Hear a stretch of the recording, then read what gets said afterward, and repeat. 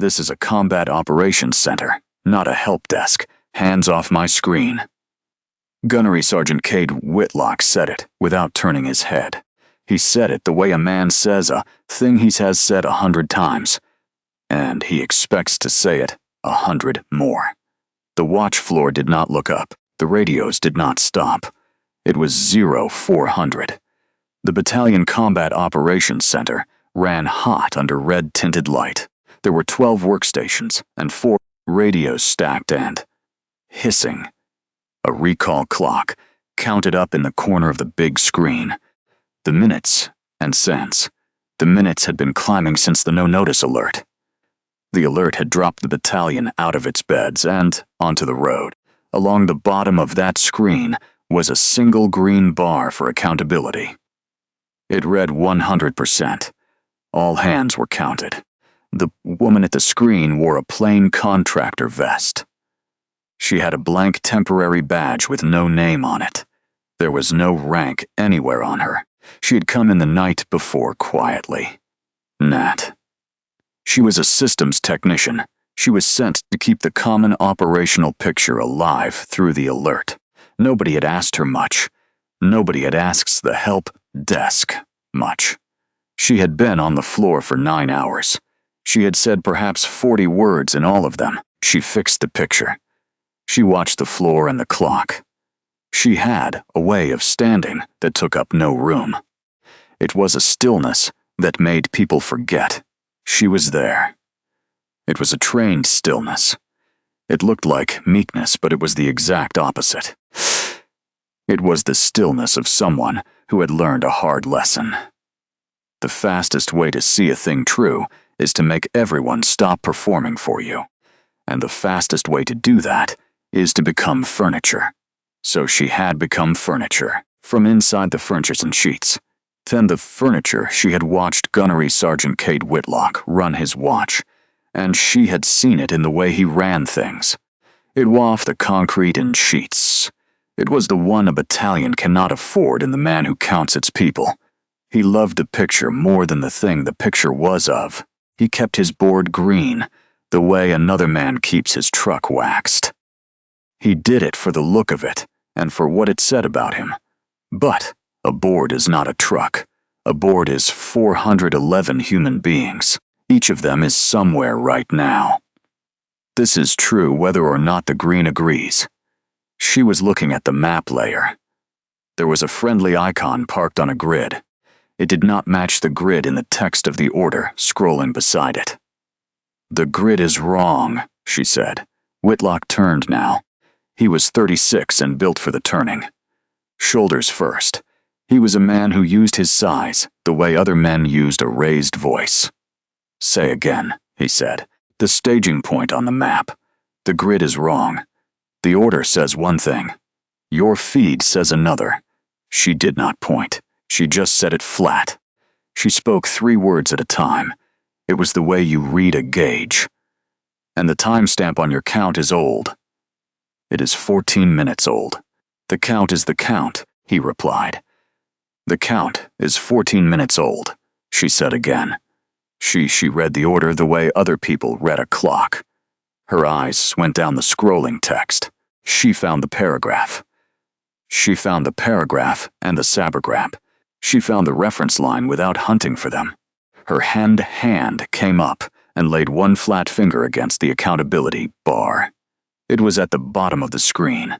Then it moved line by invisible line. It was as if there were a roster there that only she could see. It was like she were counting it. Whitlock watched the hand. Something in it bothered him, and he did not know why.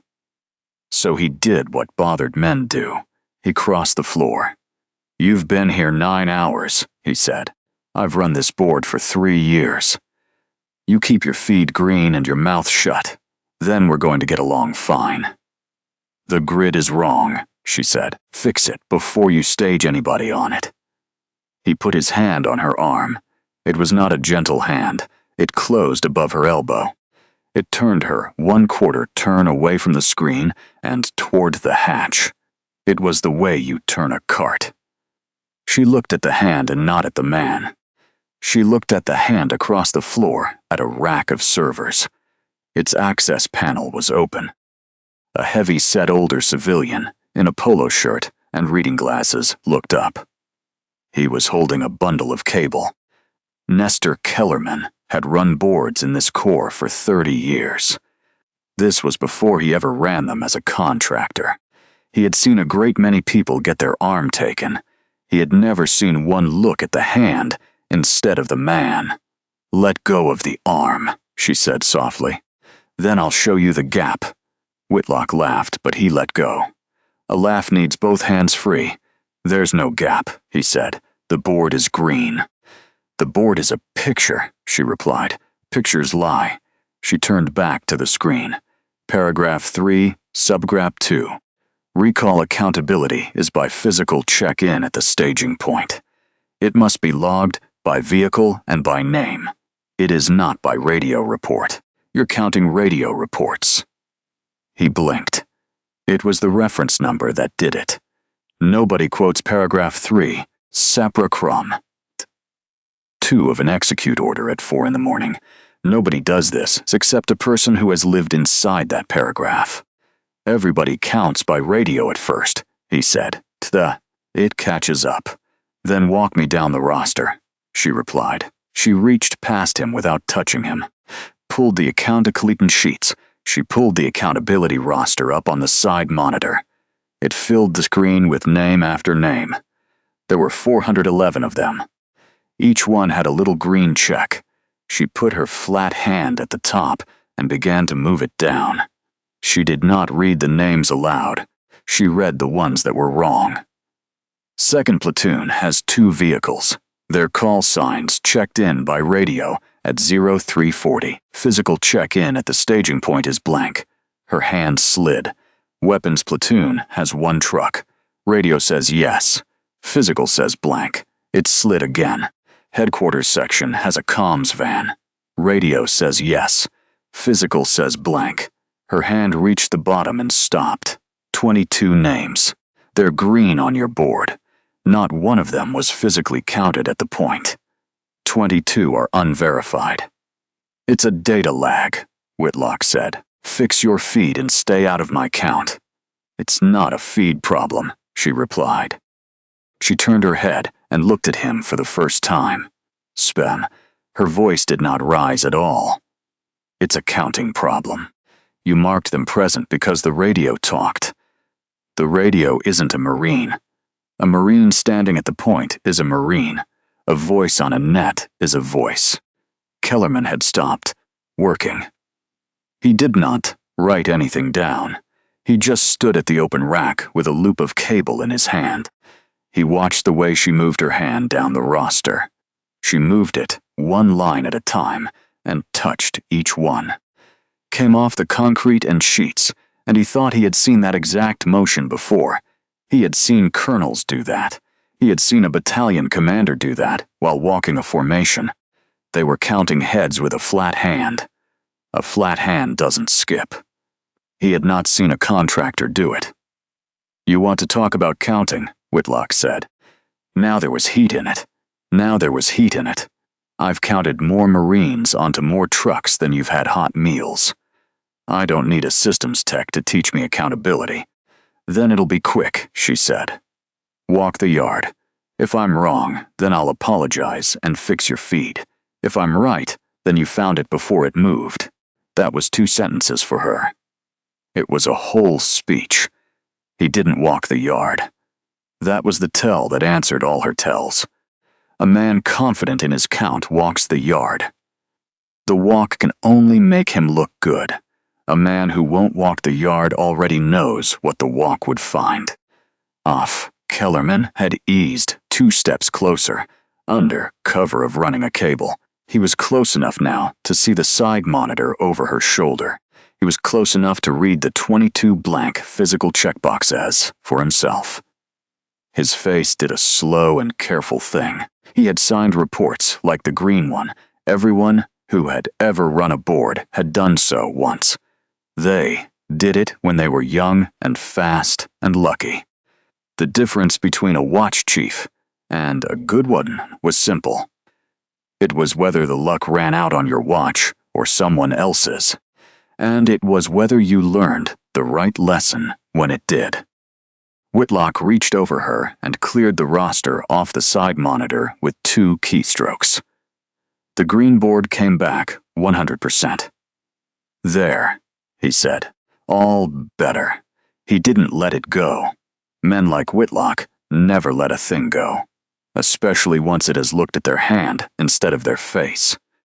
He went to the watch log and typed. He read it aloud as he typed for the floor. It was the way a man reads a thing aloud when he wants an audience to remember his version.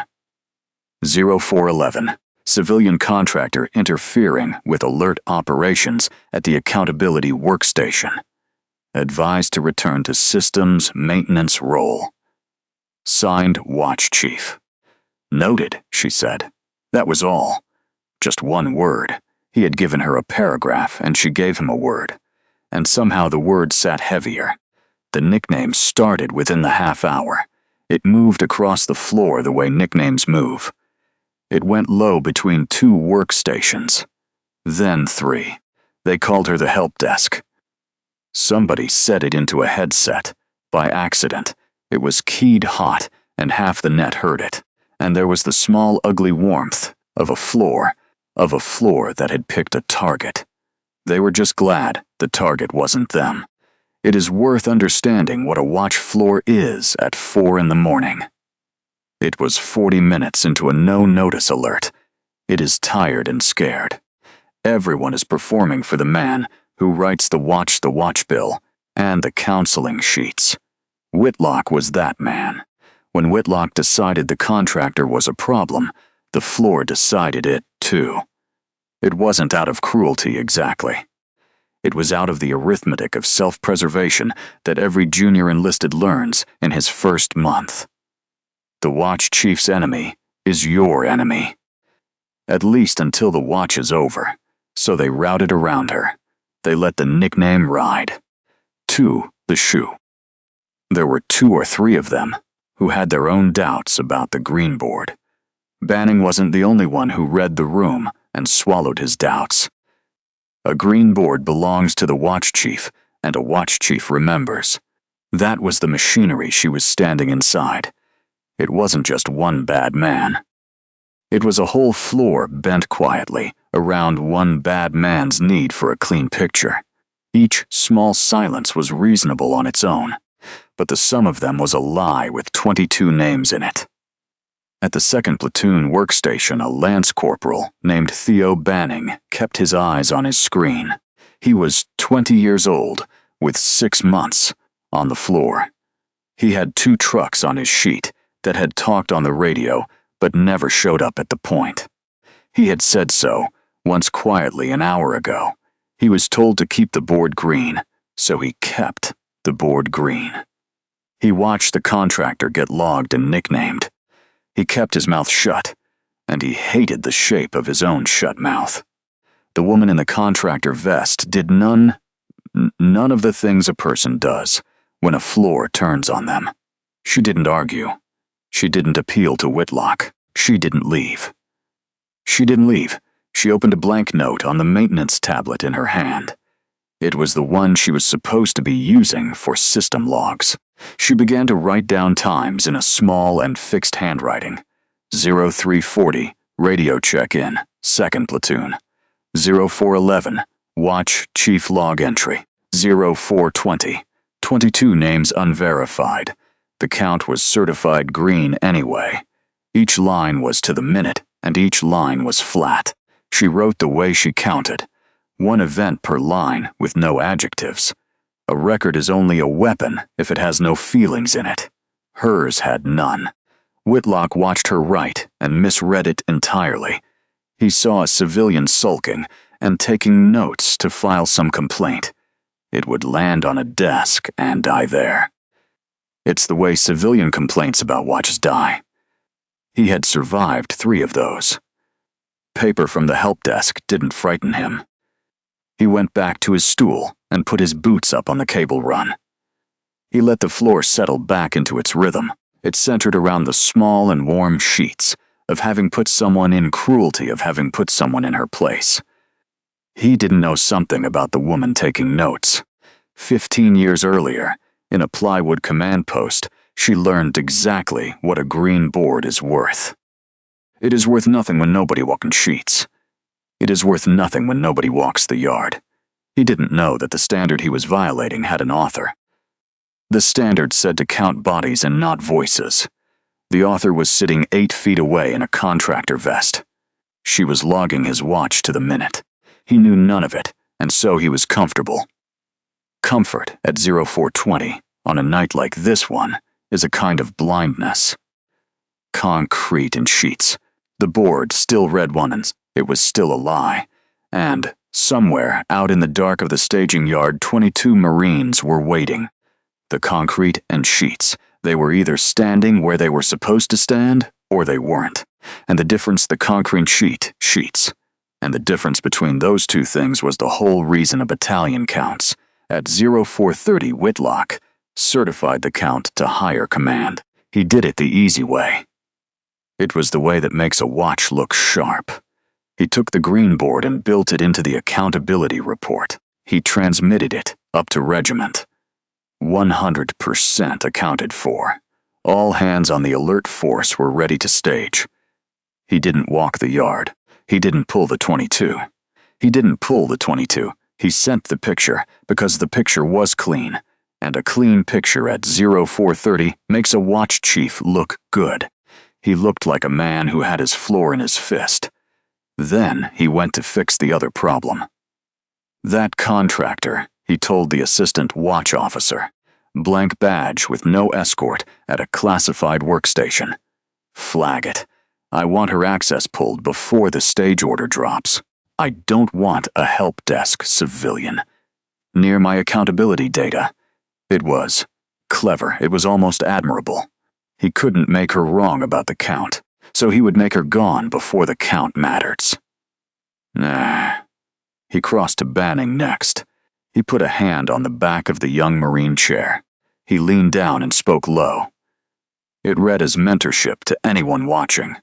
Your 2 trucks, he said. They're up, Gunny. They checked in on the radio. But nobody's laid eyes on them at the point.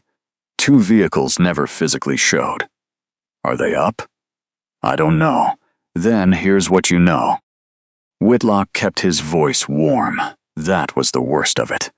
You know your board is green. You know your watch chiefs certified it. You initial the roster right there.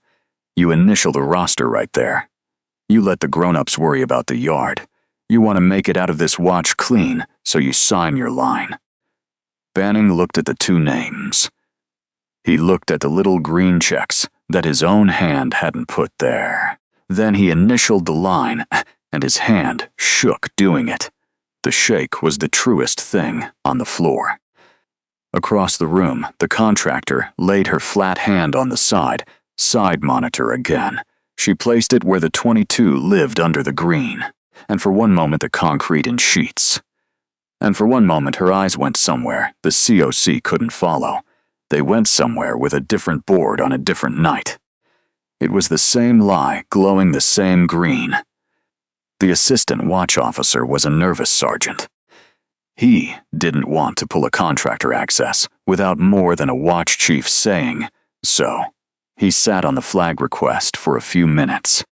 This was the only reason the next hour happened the way it did. Small mercies and a sergeant hesitating and a slow badge office. These are the thin margins on which real nights turn. Then she came back and she wrote another line on her tablet to the minute. 0430, 100% certified to hire, 22 still unverified. Badge flag requested against systems contractor. Beneath it, she wrote one more line. It was the only line all night with anything like a feeling in it, and even that feeling was cold. It read, same as before. Kellerman found her at the systems rack. The noise of the fans gave 2 people a place to talk without the floor hearing it. He pretended to hand her a cable tester. He kept his voice under the fans. I ran boards in this corps for 30 years. he said. I'm a master gunnery sergeant, retired. I've watched 10,000 people read an accountability roster. He looked at her. You aren't reading that order. You're reading it like you wrote it. Someone did, she said. Yeah, he replied. Came off the concrete in sheets. He turned the cable tester over in his hands. This made it look like they were talking about the cable tester. Someone wrote the standard that says you count bodies at the point and not voices on a net. The whole Corps runs on it now. Every recalls since about 2011. You want to tell me you just happen to have it memorized? She didn't answer that. She looked at the big screen and at the green bar. The recall clock was climbing past 40 minutes. He sent the report up already, Kellerman said quieter. Regiment has a clean count with your 22 buried in it. He flagged your badge. In about 10 minutes, you'll be a civilian with no access. Standing in a passageway. He's going to be the watch chief who ran a 100% alert. He set the tester down, so if you're who I think you are, then walk out that hatch right now. Let him certify one more time. Let the man hang himself with the paper. Don't get in front of it. Let it land on him. She thought about it. He watched her think about it, and he saw her log the time. He actually saw her eyes drop to the tablet and note the minute. That was exactly who she was. She time-stamped even this. You could let it land on him and keep your hands clean, Kellerman said. Walk out. Come back in 11 hours in your service uniform and let the investigation find it. Same result. He hangs either way. Not the same result, she said. The investigation finds it tomorrow. The yard is tonight. She let the fans fill the silence for a second. You know the difference between a report and a Marine. Master guns. You spent 30 years knowing it. A report can wait until tomorrow. A Marine in a dead truck in a dark corner can't wait. Kellerman looked at her for a long moment. Then he nodded slowly. It was the nod of a man who had just been reminded of the thing he used to be. He wasn't sorry to remember it. No, he said. It can't wait. He already sent Marines a lie, she said twice. She looked at the hatch. Then she looked at the floor. There are 2 trucks in that yard that talked on a radio and never showed up. I'm not walking past that. I did that once. She turned back toward the floor and not the hatch. The board had read 100% that night, too. 2011. A different base in a different dark. It was a no-notice recall, dropping. A rifle company onto the road at an unknown hour. Captain Corrali Beaumont was 27 years old. She was a company commander. She stood in a plywood command post with a grease pencil board and a radio. The staging yard was full of trucks and exhaust, and young men who had been asleep an hour before. The board had read 100%. Her platoon off the concrete in radios. Her platoon had reported up by radio and called their numbers. Someone had written the numbers on the board in green grease pencil. The board said all present, and the company was cleared to move. She hadn't walked the yard. That was the thing she carried. She had trusted the board. She had been 27, and proud of a fast and clean count. She had trusted the radio the way you trust, a thing that has never yet failed you. Corporal Danny Kessler was 21. He was in 2nd Squad. His truck had called in on the radio. The vehicle commander had reported the crew up as all hands.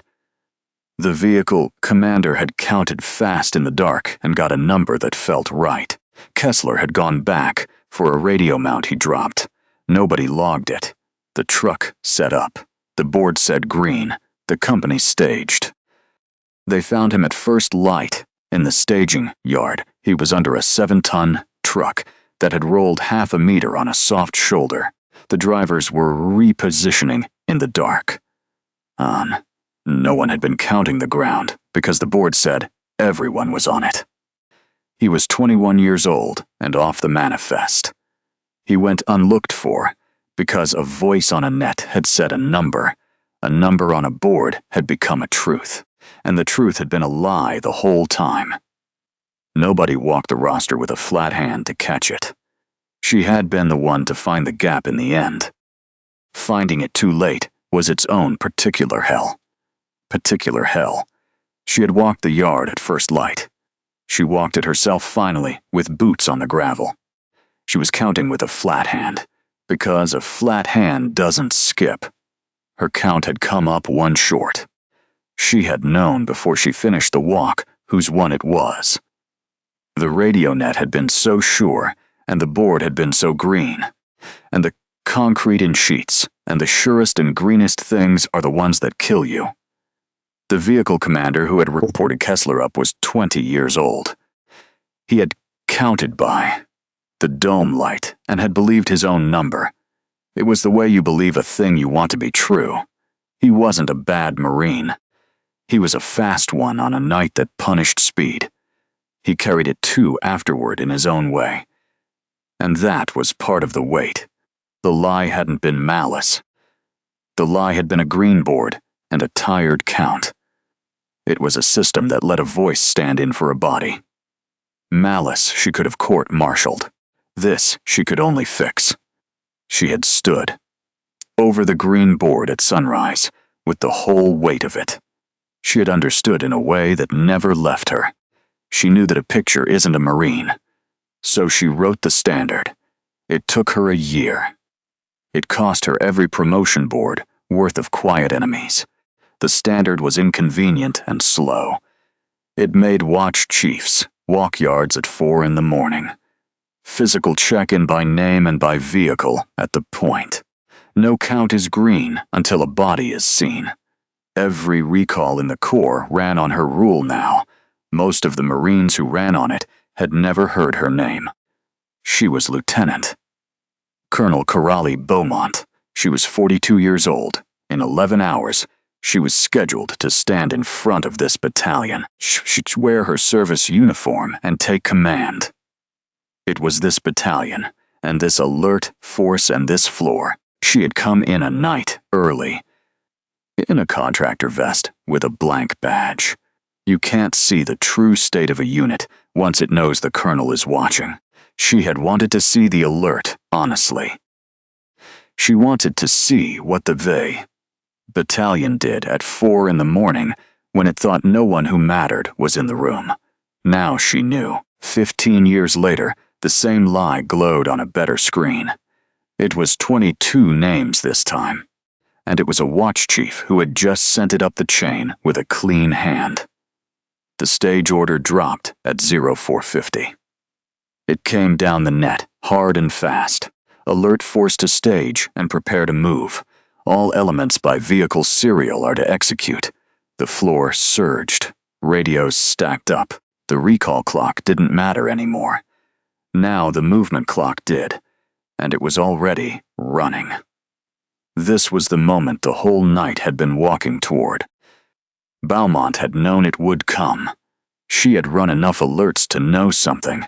The gap between a lie and a disaster is always a stage order. A green board is harmless. Right up, until someone believes it enough to move on it. When certified to regiment, it had been a paperwork lie. When executed as a movement, things change. It became 22 Marines whose true location no longer mattered to anyone. The force would be gone, and the yard would be empty. The board would say they were aboard. That is how 2011 had happened. Not in one villainous act. In a green board meeting, it was a movement order at exactly the wrong minute. There was no flat hand between them. She wasn't going to let the two meet. Not on this floor. Not on the floor that was about to be hers. Beaumont crossed the floor to the accountability workstation. She raised her voice for the first time. All night. It wasn't loud, but it was pitched to carry. It was the flat command register that cuts a working floor without shouting. Before this 4 stages, she began. You have 22 Marines marked present who have never been physically checked in. 2 vehicles in 2nd Platoon and 1 in weapons, and a comms van and headquarters, and a comms van headquarters. You can't stage on this count. You're moving a force you haven't counted on a grid that is wrong in the dark. She didn't point at Whitlock. She pointed at the board. Walk the yard now, before a single serial rolls. For a moment the floor heard her. That was the thing about the flat command register. It didn't sound like a contractor. Contractor. It sounded like a woman who had stood on a lot of floors. She had moved a lot of vehicles. She had a reason to be exact. 2 of the young Marines actually started to rise. They started to reach for the roster because the voice had told them to. The voice had the shape of a lawful order, even coming from a blank badge. Banning already had his hand on his mouse. He was already pulling the physical check column back up. 22 blanks were staring at him in the red light.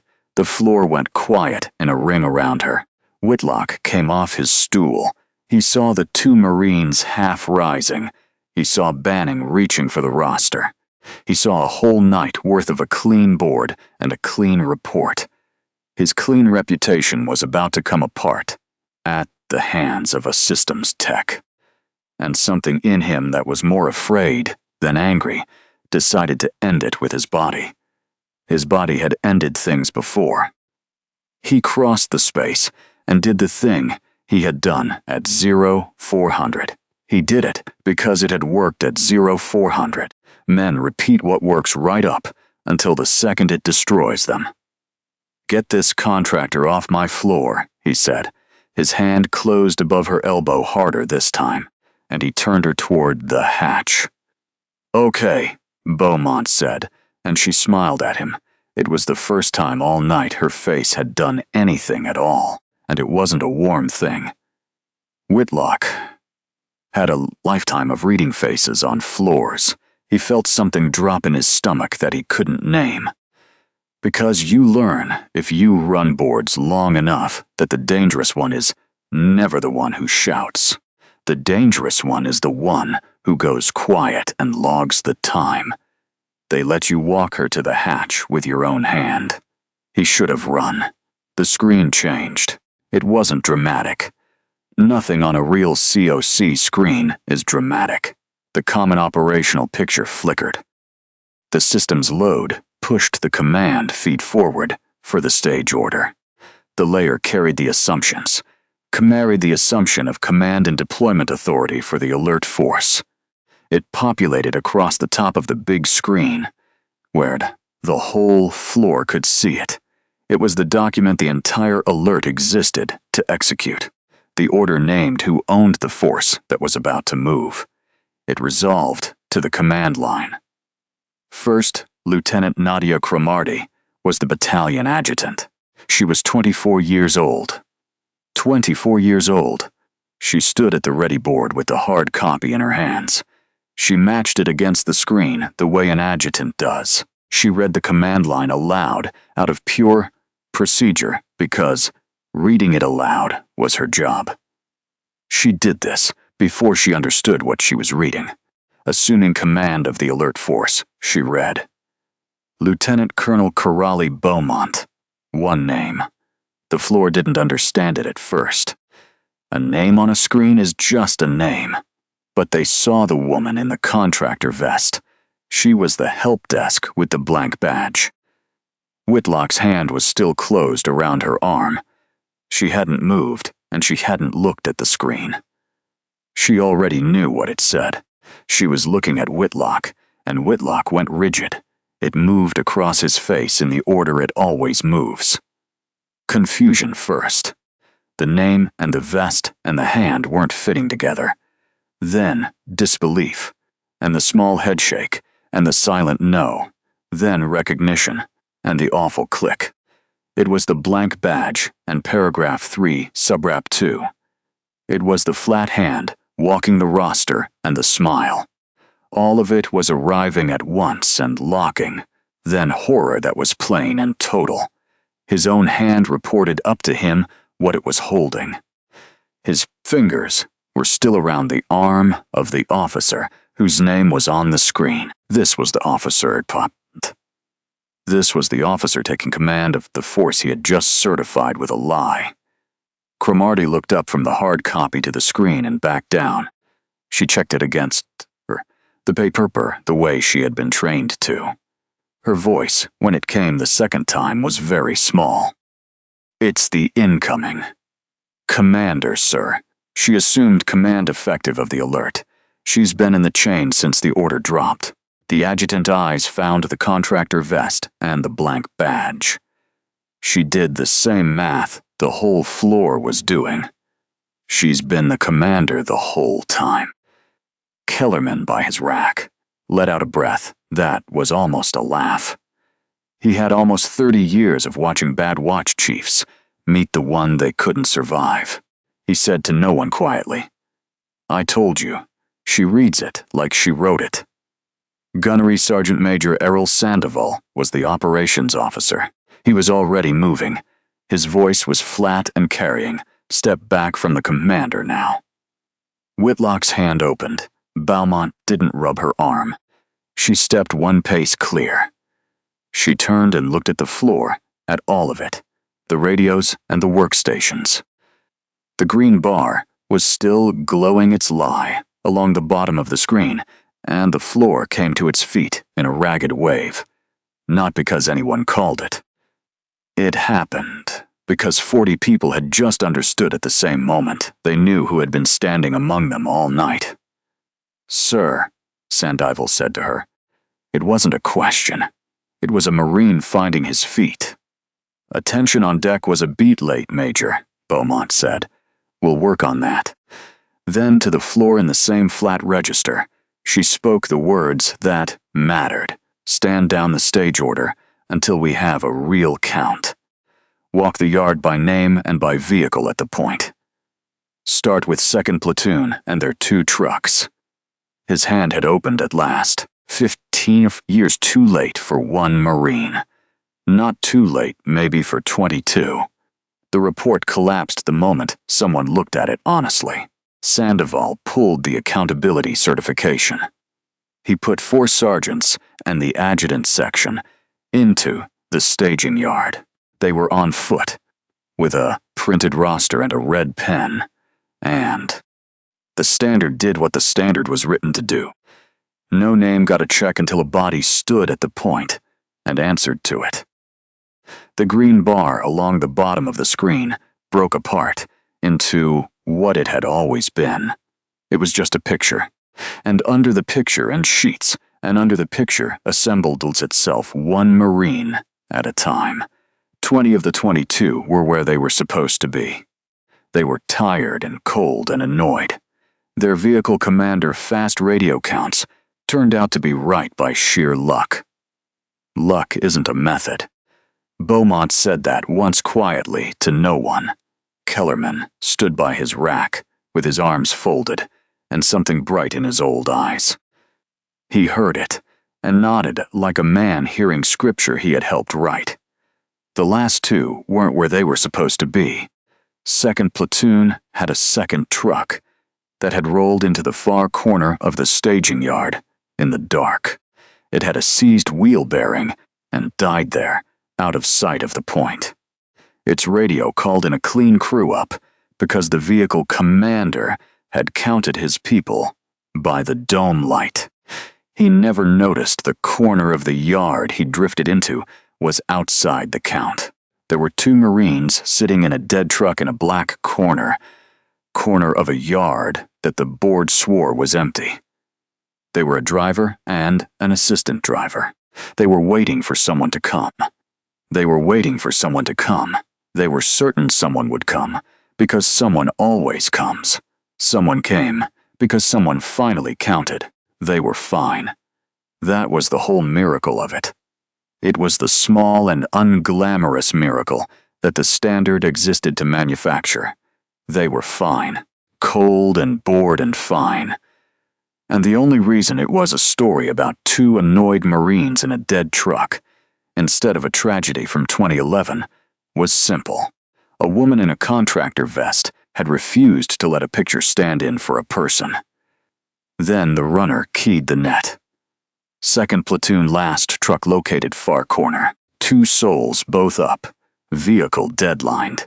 The COC went still in a different way than it had gone still all night. Not the ring of quiet around a confrontation. It was the quiet of a room doing the arithmetic. 2 Marines in a black corner were marked green on a board. It had been certified to regiment. It had been certified regiment and cleared to move a whole force out onto the road. If the stage order had run on Whitlock's count, the serials would have rolled and the yard would have emptied. Truck. The 2 men in the dead truck would have watched the tail lights go. They would have understood slowly that the board said they were already gone. Somebody near the back of the floor said very softly, "God." Beaumont didn't say anything. She had made a career out of not saying anything. Out of not saying anything at the moment the arithmetic lands. The arithmetic says it better than any commander can. Whitlock was relieved on the spot for cause. He was walked off the floor by the military police. Sandoval called. It wasn't for his temper and not even mostly for the hand on the arm, though the assault would be its own charge. He was walked off for the certification. He sent a 100% report, up the chain, that he knew was built on voices instead of bodies. A gun-decked accountability report in a deploying force. Isn't a paperwork error. It is the exact failure the whole Corps had spent 15 years and 1 corporal learning never to forgive. The court-martial referral would say so in flat language. He would read it many times. Lance Corporal Theo Banning was standing by his workstation. He was gray-faced and waiting to be walked off, too. He had signed the line. His initials were on the lie. Beaumont stopped in front of him. She looked at the roster on his screen. She looked at his shaking hand initials, and then at him. "You told him twice," she said. "I have it logged. 0411 and 0420. You said 2 vehicles never checked in. He told you to sign and you signed. She let that sit. You were wrong to sign. You'll do it again. You'll never do it again. And the reason you'll never do it again is that you already know exactly what it feels like. That's more than most Marines learn in 20 years. She held his eyes. You're not walking off this floor, you're staying. And you're learning to run this board the right way. Someday you'll be the watch chief who makes some colonel in a contractor vest very bored because there's nothing to catch. Understood. Aye, sir. His voice cracked on it, and he didn't care. She held his eyes 1 beat longer. Then she gave him the only thing that mends a Marine who has just learned what his own signature can do. She gave him work. Sit back down. Pull the physical check column. You're going to run the reconciliation with the adjutant section. Came off the concrete in sheets. Every name, every vehicle, the yard count as it comes in. You caught it twice tonight and got talked out of it twice. Tonight you don't get talked out of it. That's your board now. And Banning sat back down and put his hands on the keys. His hands didn't shake this time. A man given the exact task that shamed him is a man handed a rope up out of the shame, and he climbed it. Sandoval watched the whole thing from 3 feet away and said nothing. This was its own lesson. It was filed silently by every Marine who saw it. And sheets. The new commander had relieved a watch chief and rehabilitated a lance corporal. Inside of 5 minutes, she had raised her voice for neither. Later, the yard was counted, and the force staged cleaned lean on a grid she had personally corrected. Beaumont stood alone at the big screen in the emptying COC and looked at the accountability bar. It was green now, and honestly green. 411 bodies, seen by 411 pairs of eyes. At the point. Somewhere a corporal had his name stay on a manifest, because she never stopped counting. She let herself think about him, for exactly the length of one breath. That was the discipline of it. You carry them, but you don't drown in them. Then she opened a message on a secure terminal to a coalition headquarters half a world away. It was to a liaison officer she had worked with in 3 theaters. He was a man named Merrick Dolan. Sheet hit the concrete in sheets. She typed 6 words that would mean nothing to anyone who read them over her shoulder, but they meant everything to the one man they were for. The Count is honest again. Coming. Kellerman found her there at the screen before he left for the night. He didn't salute. He was a civilian now, and anyway, it wasn't that kind of moment. He just stood beside her a while and looked at the honest green with her. You could have walked out at 4, he said. Heat came off the concrete in sheets. You could have come back at 1500 to cut the ribbon and never gotten your sleeve wrinkled. Nobody would have known the difference. 2 Marines in a dead truck would have known the difference. Yeah. He was quiet. The Standard, 2011. That was you. That was a corporal named Kessler, she said. I just wrote down what he cost. She looked at the green bar and at the 411 honest checks. People think the Standard is about paperwork. It isn't. It's about the fact that a voice on a net is a wish and a body at the point is a Marine, a commander who can't tell the two apart. Will eventually leave one of her people in the dark, and she'll call it 100%. She finally looked away from the screen. I've done that once. I won't do it twice. Kellerman nodded and picked up his tool bag. At the hatch, he turned back. The battalion is lucky, he said. They just don't know it yet. They will, Beaumont said. And there was, for the first time all night, the smallest dry warmth in it. She shut the terminal. In 11 hours, she would put on her service uniform. She would stand in front of this battalion and take command of it in the daylight. Her name would be read aloud with everyone watching. But she had already taken command of it, here at 0400.